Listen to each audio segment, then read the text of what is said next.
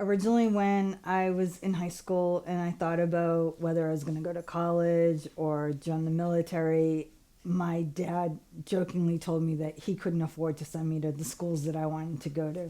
Growing up, my dad always told me that nothing is just going to be handed to you, that you have to earn it. So I went and spoke to all different branches of the service. And when I went into the Marine Corps recruiter's office, after about 2 hours, I said that this is what I wanted to do. So I went to boot camp at Parris Island, South Carolina, and then I went to my military occupational school, which is MOS, in Lakehurst, New Jersey, to become aircraft launch and recovery specialist. I was stationed in Okinawa, Japan, and 29 Palms, California. So, as aircraft launch and recovery, we would work side by side with crash fire rescue and we would respond to different aircraft mishaps. One of the mishaps that we went to, there was a helicopter that had live ammunition on it and it was cooking off rounds. I slipped and fell and injured my back and my hip. And I've just been dealing with those issues since then. When I fell, I hit my head for the second time. Another time was actually during a regular training exercise where I was doing hand-to-hand combat with other people, training to go to Desert Shield, Desert Storm. And I slipped and fell as one of the guys was swinging his rifle. And I had a Kevlar helmet on, but he struck me in the back of the head with his rifle and knocked me unconscious, leading to a severe concussion, which back then nobody really said a traumatic brain injury. That hasn't come into play until recently during this war, where it's become brought to the forefront. After a little while, because I wasn't able to keep up and perform to Marine Corps standards, I was medically retired as a corporal in 1994 after almost 7 years of service. I moved to New Orleans, went to college at Louisiana State University, moved to Atlanta where I found out while I was there that my dad was terminally ill with leukemia, so I moved back home to help take care of him. And while I was back home, I really got involved in the veterans community. I'm a lifetime member of the Women Marines Association. I'm a member of the Marine Corps League, the Disabled American Veterans, and so I'm very involved with the veteran community. I worked at VA Boston Healthcare System for 7 years, and now I'm the Director of Veteran Services at the town of Rainham. So on a daily basis, my job is helping veterans and making sure that all of our veterans are aware of their benefits, both federally, state, and local levels.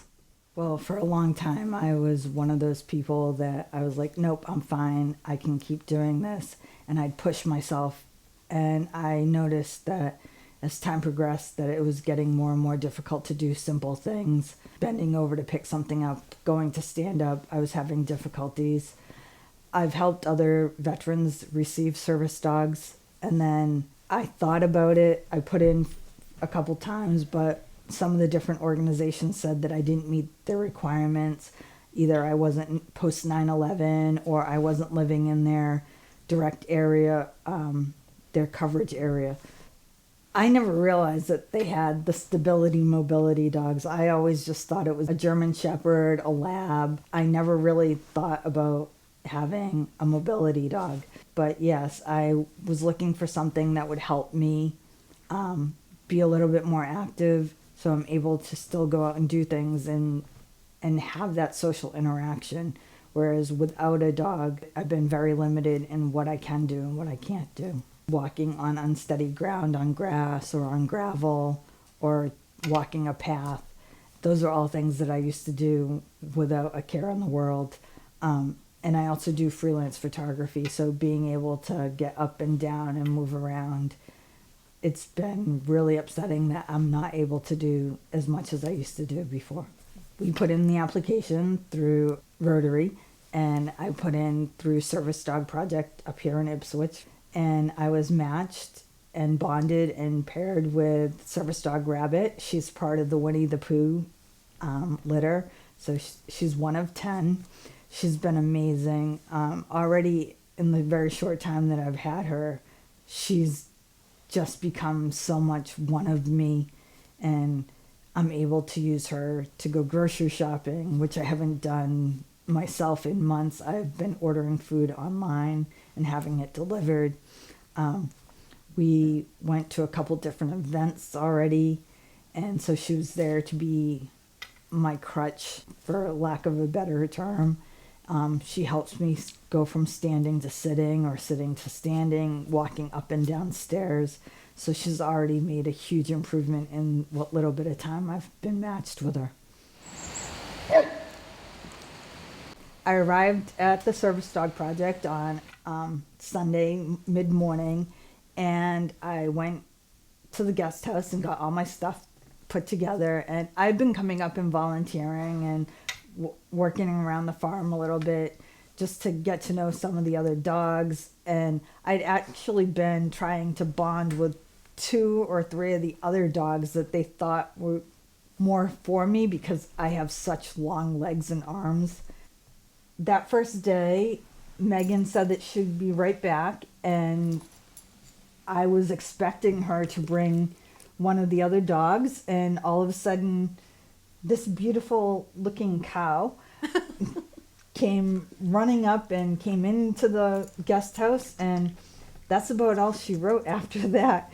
Rabbit and I bonded pretty quickly. We spent that next 24 hours in the guest house alone, just like following each other around. And then on the Monday morning, we actually went and started learning commands and doing different things. We went to an outpatient clinic to walk hallways and go up and down elevators. We went grocery shopping, went to the Walmart and Target, and she's just been so amazing. Like within that 24-hour period, you would have thought that we had been together this whole entire time. Step. Step.